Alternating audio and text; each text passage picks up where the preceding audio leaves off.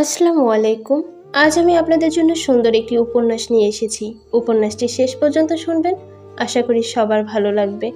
উপন্যাসের নাম আমি পদ্মজা, লিখেছেন ইলমা বেহরোজ।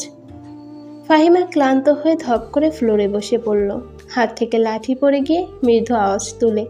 তার শরীর ঘেমে একাকার, কপালে বিন্দু বিন্দু ঘাম হাতের তালু দিয়ে মুছে। বার কয়েক জোরে জোরে নিঃশ্বাস ফেলল, এরপর চোখ তুলে সামনের দিকে তাকালো।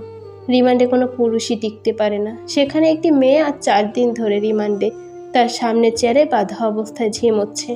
4 দিনে একবারও মুখ দিয়ে টু শব্দটি করল না। শারীরিক মানসিক কত নির্যাতন করা হয়েছে, তবুও ব্যথা আর্তনাদ অব্দি করেনি। মনে হচ্ছে একটা পাথরকে পেটানো হচ্ছে, যে পাথরের রক্ত ঝরে কিন্তু জবান খোলে না। তখন সেখানে আগমন ঘটে ইন্সপেক্টর তুষারের। তুষারকে দেখে ফাহিমা কাতর স্বরে বলল, সম্ভব না, আর কিছুতেই কথা বলছে না। তুষার অভিজ্ঞ চোখে মেয়েটিকে 2 সেকেন্ড দেখল, এরপর গম্ভীর কণ্ঠে ফাহিমাকে বলল, আপনি যান। ফাহিমা এলোমেলো পা ফেলে চলে যায়। তুষার একটা চেয়ার নিয়ে মেয়েটির সামনে বসলো। বেশ কিছুক্ষণ চুপ থেকে বলল, আপনার সাথে আজ আমার প্রথম দেখা। মেয়েটি কিছু বলল না, তাকালো না। তুষার মেয়েটির দিকে সূক্ষ্ম দৃষ্টি মেলে তাকালো, বলল, বাবা মাকে মনে পড়ে? মেয়েটি চোখ তুলে তাকায়, ঘোলাটে চোখ, কাটা ঠোঁট থেকে রক্ত ঝরছে, চোখের চারপাশে গাঢ় কালো, চোখ দুটি লাল। মুখের এমন রং রিমান্ডে আসার সব আসামিরই হয়। তুষার মুখের প্রকাশভঙ্গি আগের অবস্থানে রেখে আবারও প্রশ্ন করল, মা বাবাকে মনে পড়ে? মেয়েটি মাথা নাড়ায়, মনে পড়ে তার। তুষার একটু ঝোঁকে, মেয়েটি অসহায় দৃষ্টি মেলে তাকায়। তুষার মেয়েটির হাতের বাঁধন খুলে দিয়ে নির্বিকার ভঙ্গিতেই প্রশ্ন ছুড়ল, নাম কি? যদিও তুষার মেয়েটির নাম সহ পুরো ডিটেলসই জানে, তবুও জিজ্ঞেস করলো। তার মনে হচ্ছে মেয়েটি কথা বলবে। সত্যি তাই হলো। মেয়েটি কান্নাজড়িত কণ্ঠে নিজের নাম উচ্চারণ করলো, পদ্ম। আমি পদ্মজা। পদ্মজা হেলে পড়ে তুষারের উপর। তুষার দ্রুত ধরে ফেললো, উঁচু কণ্ঠে ফাহিমাকে ডাকলো, মিস ফাহিমা, দ্রুত এদিকে আসুন। ফাহিমা সহ আরও 2 জন দ্রুত পায়ে হেঁটে ছুটে আসে। 1989 সাল। সকাল সকাল রশিদ ঘটকের আগমনে হেমলতা ভীষণ বিরক্ত বোধ করেন। তিনি বারবার পই পই করে বলেছেন, পদ্মের বিয়ে আমি এখনই দেব না, পদ্মকে অনেক পড়াবো। তবুও রশিদউদ্দিন প্রতি সপ্তাহে সপ্তাহে এক এক পাত্রের খোঁজ নিয়ে আসবেন। মেয়ের বয়স আর কতই বা হলো, মাত্র 16। শামসুল আলমের মেয়ের বিয়ে হয়েছে 24 বছর বয়সে, পদ্মের বিয়েও তখনই হবে, পদ্মের পছন্দ মতো। হেমলতা রশিদকে দেখেও না দেখার ভান ধরে। রশিদ একদলা থুথু উঠানে ফেলেন, এরপর হেমলতার উদ্দেশ্যে বলেন, বুঝেছ পদ্মর মা, এইবার যে পাত্র আনছি এককালে খাঁটি হীরা। হেমলতা বিরক্ত ভরা কণ্ঠে জবাব দিলেন, আমি আমার মেয়ের জন্য পাত্র চাইনি, তবুও বারবার কেন আসেন আপনি? রশিদ তখন বলল, যুবতী মাইয়া ঘরে রাহন ভালো না। পদ্মর মা বলল, মেয়েটা তো আমার, আমাকে বুঝতে দেন না। হেমলতার কণ্ঠে বিরক্তের ঝড় চলছে। রশিদ অনেক চেষ্টা করেও সুবিধা করতে পারলেন না।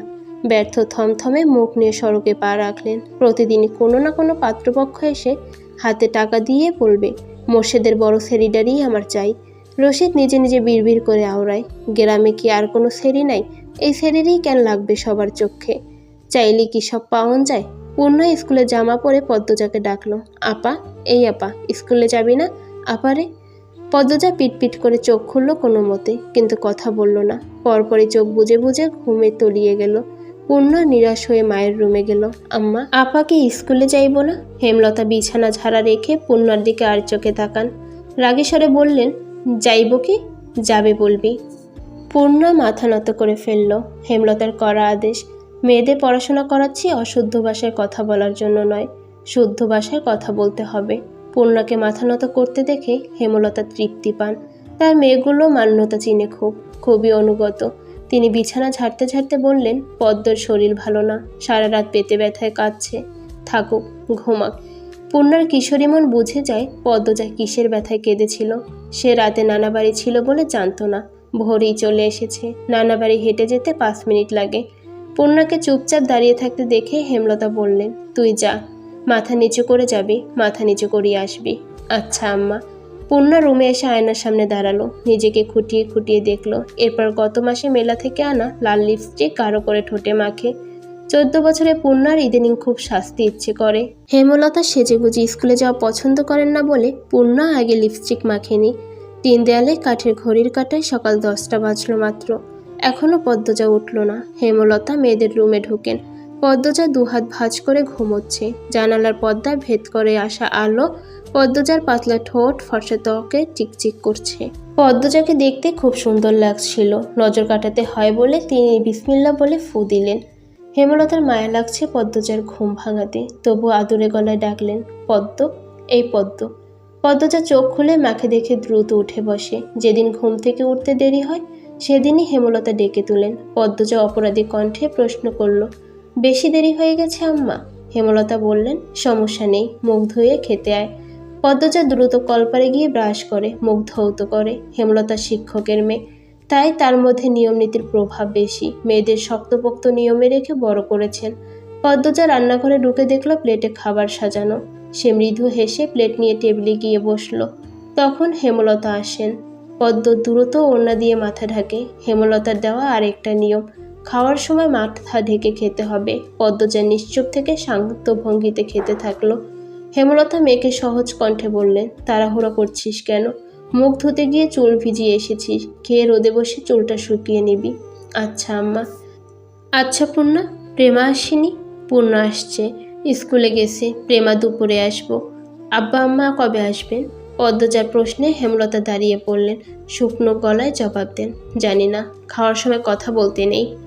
হেমলতা চলে গেলে পদ্মর চোখ থেকে টুপ করে এক ফোঁটা জল পড়ে। পদ্মজা দ্রুত হাতের উল্টো পাশ দিয়ে চোখ মুছে। পদ্মজার জীবনে জন্মদাতা আছে ঠিকই, কিন্তু জন্মদাতার আদর নেই। সে জানে না তার দোষটা কি, কেন নিজের বাবা তার বাকি বোনদের আদর করলো তাকে করে না। কথা অবধিও বলেন না। দুইবার মাকে জিজ্ঞেস করেছে সে, আমি কি তোমাদের সত্যিকারের মেয়ে আম্মা? সন্তান হয় না বলে কি দত্তক এনেছিলে? বাবা কেন আমাকে এত অবহেলা করেন?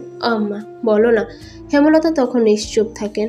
অনেকক্ষণ পর বলে, তুই আমার গর্ভের সন্তান আর তোর বাবারই মেয়ে। এখন যা, পড়তে বস, অনেক পড়তে হবে তোর।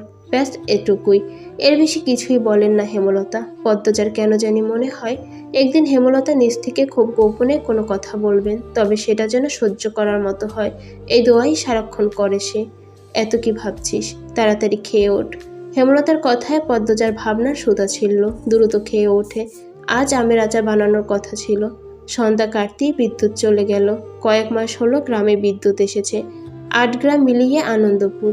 সারাদিনে বিদ্যুতের নামগন্ধও থাকে না। বিদ্যুৎ দিয়ে লাভটা কি হলো? পদ্মজা, পূর্ণা, প্রেমা ৩ বোন একসাথে পড়তে বসছিল।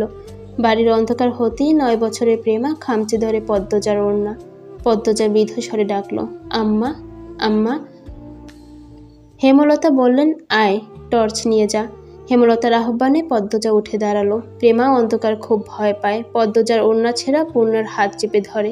টর্চ নিয়ে রুমে ঢোকার মুহূর্তে পদ্মজা গেট খোলার আওয়াজ পেল। উকি দিয়ে হানিফকে দেখে সে দ্রুত রুমে ঢুকে পড়ল। হানিফ পদ্মজার সৎ মামা। বুবু, বাড়ি আন্ধার কেন? বাত্তি টাত্তি জ্বালাও। হানিফের কণ্ঠ। হানিফ আসছিস? হেমলতা রুম থেকে বেরিয়ে বলেন, হাতে হারিকেন। হানিফ সবকটি দাঁত বের করে হাসলো, বলল, হ আমি। আয় ভেতরে আয়। হানিফ বারান্দা পেরিয়ে বড় ঘরে ঢুকলো। তোমার ছেলেগুলোন কই? আসে রুমেই, পড়ছে। এই আন্ধারেও পড়ে? হেমলতা কিছু বলেন না। হানিফ এই বাড়িতে আসলে কেন জানি খুব অস্বস্তি লাগে, অকারণে। ওদের খাওয়ার সময় হয়েছে, তুইও খেয়ে নে। এইখানেই খামো? না, তোমার সরাইখানাতেই যাইতে হইব। কথাটা রসিকতা ছিল। গ্রামের থেকেও হেমলতা খাওয়ার জন্য আলাদা রুম নির্বাচন করেছেন। সেটা হানিফের কাছে রসিকতাই বটে। হেমলতা প্রশ্নের জবাবে সোজা সাপটা না দিয়ে বললেন, খেতে চাইলে খেতে আয়। পদ্মজা কিছুতেই খেতে আসলো না। কেমন জড়সড় হয়ে আছে। মনে হচ্ছে হানিফকে ভয় পাচ্ছে বা অবহেলা করছে। হানিফ ৬ বছর সৌদিতে ছিল। ৩ মাস হলো দেশে ফিরেছে। ৩ মাসে যতবার হানিফ এই বাড়িতে পা রেখেছে ততবারই পদ্মজা অজুহাত দিয়ে দূরে দূরে থেকেছে। হেমলতার বিচক্ষণ মস্তিষ্ক মুহূর্তেই ভেবে নিল অনেক কিছু, তাই জোর করলেন না। আজই এই লুকোচুরি ফয়সালা হবে। হানিফ পদ্মজাকে দেখার জন্য অনেক ছলছাতুরি করল, কিছুতেই সুযোগ পেল না। বিদ্যুৎ আসার ঘণ্টাখানেক পর হানিফ চলে যায়। পূর্ণা, প্রেমা রুমে ঢুকতেই পদ্মজা ঝাঁপিয়ে পড়ে। রুদ্ধশ্বাস কণ্ঠে বলল, কতবার না করেছি লোকটার পাশে বেশিক্ষণ না থাকতে? তোরা কেন শুনিস না আমার কথা? পূর্ণা ও প্রেমা বিস্মিত ও হতভম্ব। পদ্মজা কখনো তাদের এমন নিষেধ দেয়নি, তাহলে এখন কেন এমন বলছে? হেমলতা রুমে ঢুকতেই পদ্মজা চুপসে গেল। পদ্ম, আমার রুমে আয়। মায়ের এমন কঠিন কণ্ঠ শুনে পদ্মজার কলিজা শুকিয়ে আসে।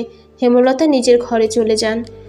হেমলতা মেয়ের দিকে তীক্ষ্ণ দৃষ্টি দিয়ে তাকিয়ে আছেন। পদ্মজা নতজানু হয়ে কাঁপছে। সুন্দরীরা ভীতু আর বোকা হয়, তার দৃষ্টান্ত প্রমাণ পদ্মজা। হেমলতার খুব মায়া হয় পদ্মজার সাথে উঁচু কণ্ঠে কথা বলতে।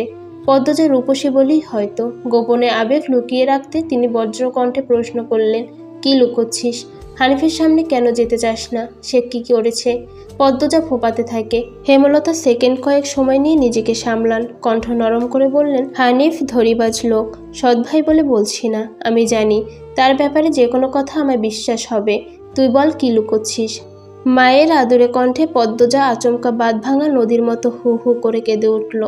পরের পর্বটি জানার জন্য আমার পাশে থাকবেন আর অবশ্যই চ্যানেলটি সাবস্ক্রাইব করবেন।